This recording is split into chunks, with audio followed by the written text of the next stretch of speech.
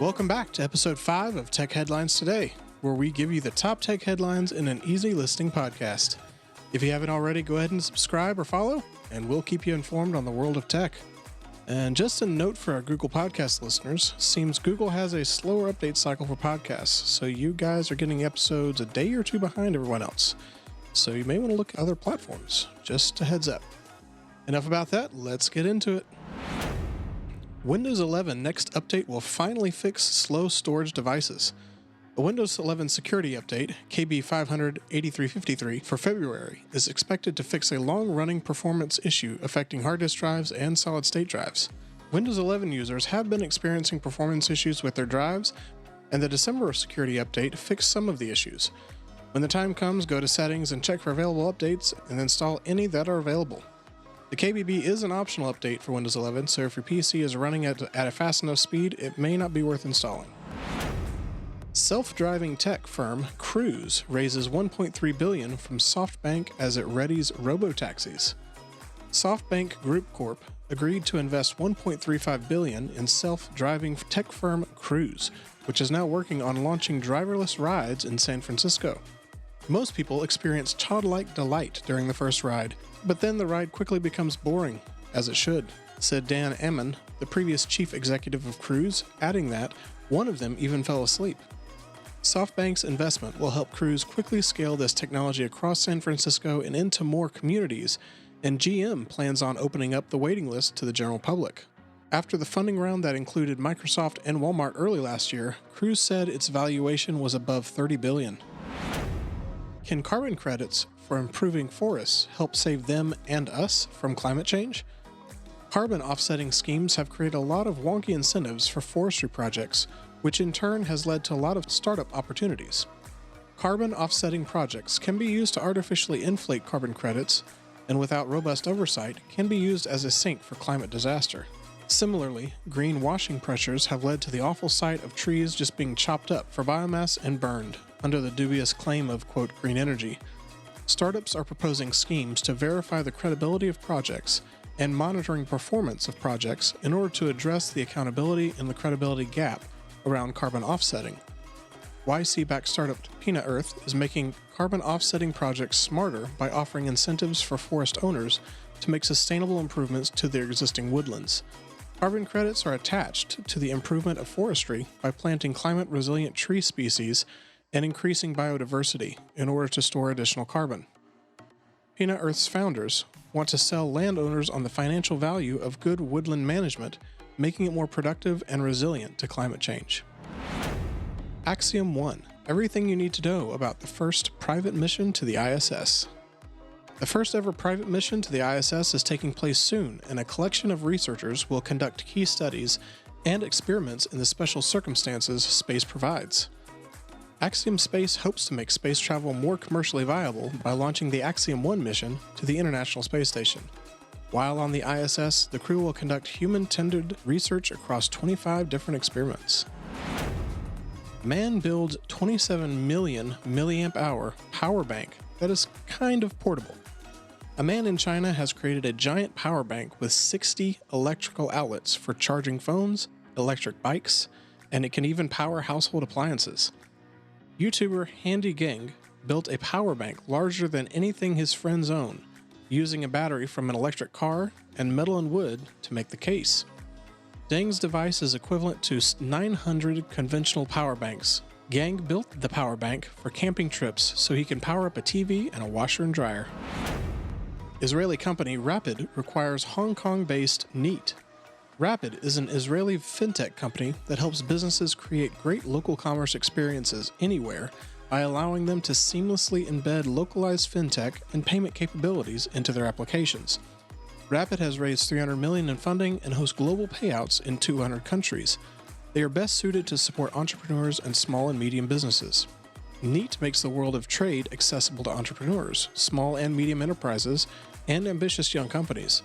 And it makes it easy to collect payments in multiple currencies, including the US dollar, the Hong Kong dollar, the British pound, and the euro. Rapyd CEO and founder Eric Stillman stated that the acquisition of Neat represents a significant step forward for the company's global capabilities for small and medium businesses. Driver awareness systems in autonomous vehicles easily cheated, a study finds. Driver awareness systems either use a camera or steering wheel to detect when a driver is not paying attention to the road. AAA's testing showed that an active driving assistance systems using a driver-facing camera work the best in keeping motorists focused on the road, but their technology can still be cheated by an overconfident driver. Some drivers have found ways to cheat the system by watching videos, working, sleeping, or climbing into the back seat and causing deadly crashes. AAA tested 4 popular makes and models on a California highway and found that camera-based systems disengage drivers 50 seconds sooner than steering wheel systems. Camera-based and steering wheel-based systems fail to disable the semi-autonomous feature, and both systems fail to force the driver to take the wheel and pay attention. Greg Brannon, Automotive Engineering Director at AAA, said that while monitoring systems are a good first step, they are definitely not foolproof. Noteworthy tech acquisitions for 2022. 2021 was an unpredictable and at times incredibly difficult year, but it saw a steady flow of mergers and acquisitions across the tech sector. 2022 looks to be a big year for acquisitions, with cybersecurity and collaboration software already proving to be hot areas. Private equity firms Vista and Evergreen Coast Capital are taking private cloud computing and virtualization company Citrix for $16.5 billion. Microsoft announced that it is acquiring Activision Blizzard for an eye-watering $68.7 billion. It will boost the company's standings in the video game market. After the acquisition of Activision Blizzard by Microsoft, Sony announced it was buying Bungie from its parent company for $3.6 billion. Google has acquired cybersecurity startup Simplify for $500 million. Simplify will be integrated into the Google Cloud Platform and specifically the Chronicle operation. Zoom has acquired Liminal, a company that offers event production solutions built largely on Zoom's SDK, as a part of its ongoing ambition to enhance the future of events. The 2 co-founders of Liminal will join Zoom and work on providing more dynamic and customizable event offering solutions to customers. A blind tech consultant finds his calling. In 2005, at a time when most phones had only numeric keypads, Julian Vargas bought a Nokia 6620. Talks software provided text-to-speech access to nearly all of the phone's features and functions. A Nokia phone changed Vargas's life. He could now read text messages and respond to them. Blind users of Nokia smartphones could use the Talks software to store numbers in a contact list, which saved the time of memorizing numbers. Vargas uses Microsoft's Seeing AI app, the Script Talk program, and Be My Eyes to get through his day. He states, "God gave us each a certain talent, a certain ability, and I don't think we should keep it to ourselves." Vargas was born with a rare genetic condition known as Leber congenital amaurosis. When his vision began to decline at 33, he resolved to transition to a screen reader. Vargas never went to college, but took a computer course in the late 1990s at a vocational center and quickly made a career out of helping blind people learn how to use all kinds of electronic devices. "I want to make people independent from me," said Vargas, speaking at the Assistive Technology Conference organized by California State University. To help his blind clients with tech, Vargas calls in on the Tech Guy radio show and does live tech presentations before blind groups. He also has created a podcast that covers everything from smart speakers to GPS. Here's an idea: how to build an ocean battery. Dr. Fritz Bleek, CEO of Ocean Grazer, talks about a new energy source that involves plastic bags and underground reservoirs. The battery pumps from underground reservoirs into flexible bladders just above the seabed.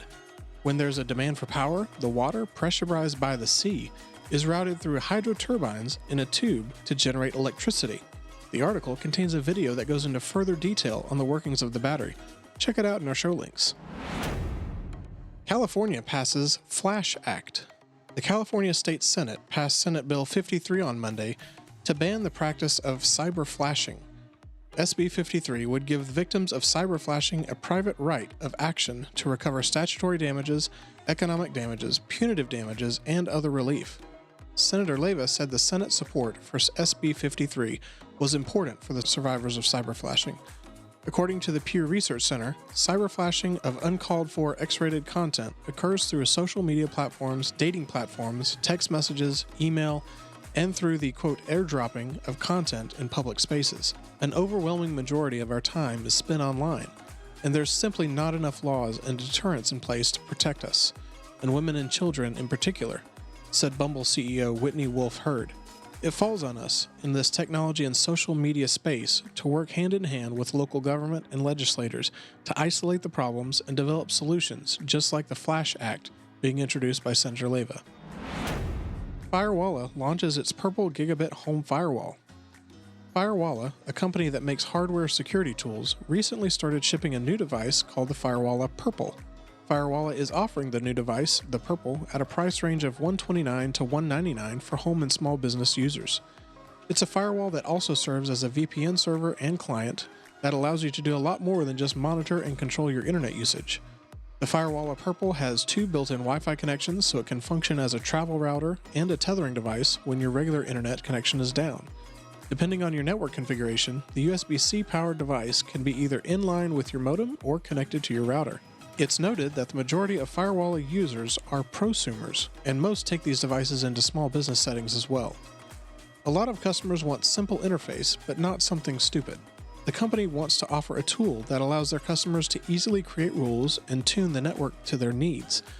The app for managing the router is intuitive, but it will not hold your hand if you want to dig into the internals of your network. After months of production delays, Firewalla has been able to ship the Purple router, but it has taken months to ship due to the chip and logistics crisis. India to auction 5G airwaves in 2022 to boost tech economy. India's budget for fiscal 2022 and 2023 pushed for the design and wider manufacturing of telecoms and electronics products, with the government planning on auctioning 5G airwaves this year. A 5G spectrum auction, 100% fiberization, and a public-private partnership model will help India to build ubiquitous and reliable internet connectivity, said Prime Minister Narendra Modi's government. India bailed out its cash-strapped telecom sector last year by allowing mobile carriers to convert interest they owed New Delhi into equity, freeing up cash to invest in growth and expansion. India's telecoms company Jio, backed by Facebook and Google, plans to launch 5G services and gradually raise import taxes on some components used in electronics products to boost local assembly. Looking for a tech job? Make sure employers are offering this key benefit.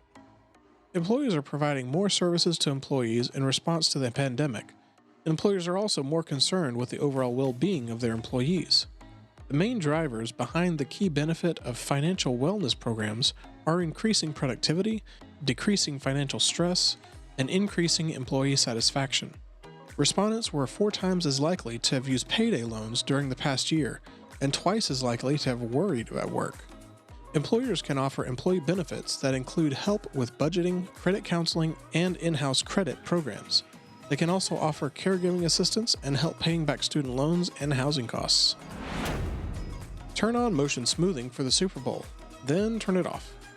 TV wonks tend to tell people to turn off motion smoothing feature on TVs, but live sports should be smoothed out.